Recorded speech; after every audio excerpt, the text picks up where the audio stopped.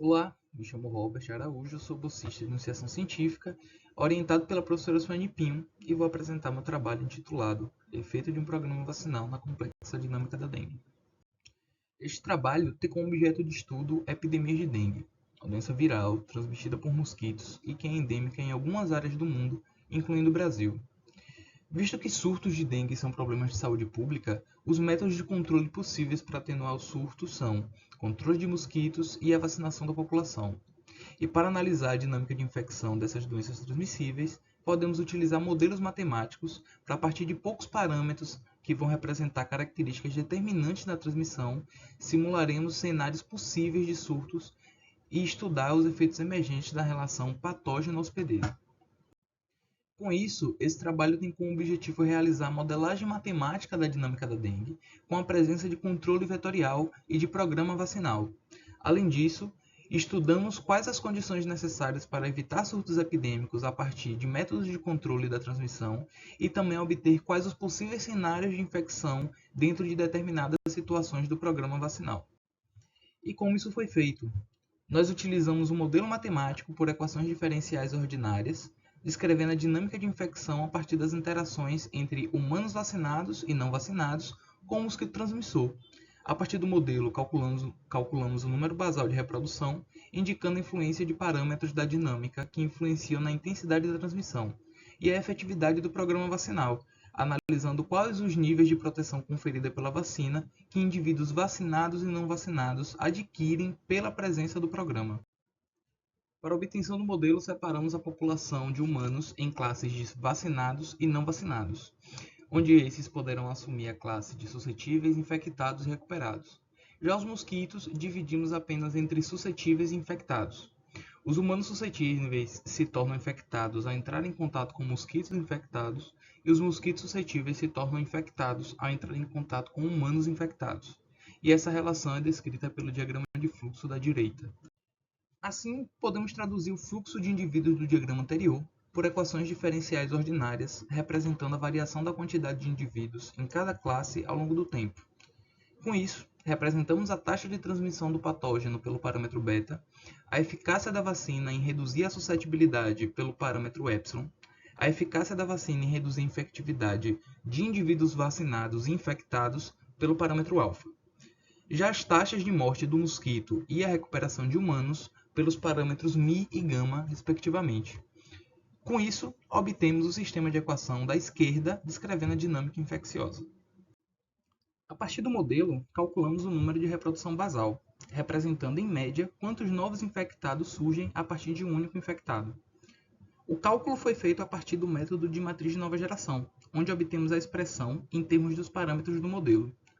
Com essa expressão, é possível avaliarmos as regiões de surto epidêmico em termos dos parâmetros beta, Mi e epsilon, relacionando estes com a porcentagem de vacinados inicial, representado pela letra P, e onde todos os outros parâmetros do modelo estão fixados.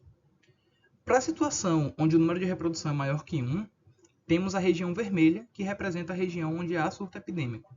Para a região verde, o número de reprodução é menor que 1, representando a situação onde há uma infecção inicial, porém não gera um surto epidêmico. Para avaliar a efetividade do programa vacinal, temos os 4 tipos de efetividade: direta, indireta, total e global.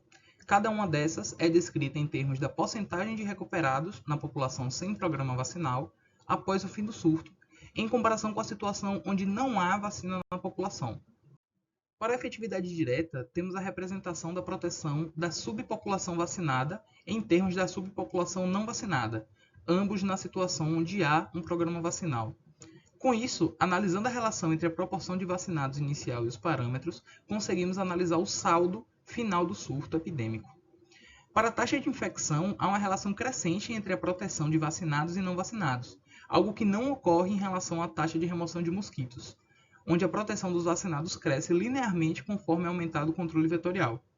Em relação à eficácia, temos uma proteção total dos indivíduos vacinados para uma eficácia alta da vacina. Já a efetividade indireta, temos a representação da chamada imunidade de rebanho, onde indivíduos não vacinados são protegidos indiretamente pela existência do programa vacinal.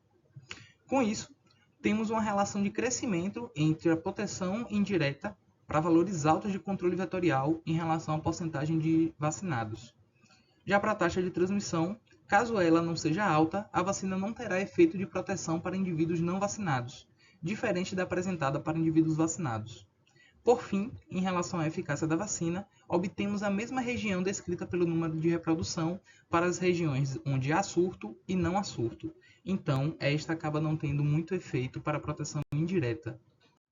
Análogo à efetividade direta, a efetividade total compara indivíduos vacinados com indivíduos numa população sem programa vacinal. Nela percebemos um aumento na taxa de efetividade para diferentes valores de taxa de transmissão e proteção total para altas proporções de vacinados, mesmo com uma vacina de eficácia baixa. Por fim, a efetividade global representa a proteção do programa vacinal em toda a população, havendo um comportamento análogo ao da efetividade indireta, visto que, devido à vacina, indivíduos vacinados acabam sendo protegidos, tornando a infecção mais intensa para a população não vacinada, em cenários de altas taxas de transmissão e baixa adesão da população ao programa vacinal. Em conclusão, podemos observar o poder da modelagem matemática para avaliar cenários hipotéticos de um programa vacinal antes deste ser implementado, visando dar um guia de quais aspectos importantes para o caso real de vacinação. Além disso, neste trabalho houve uma tradução de termos utilizados em ensaios clínicos de vacina para o contexto da modelagem matemática, tornando a comunicação com profissionais da saúde mais simples.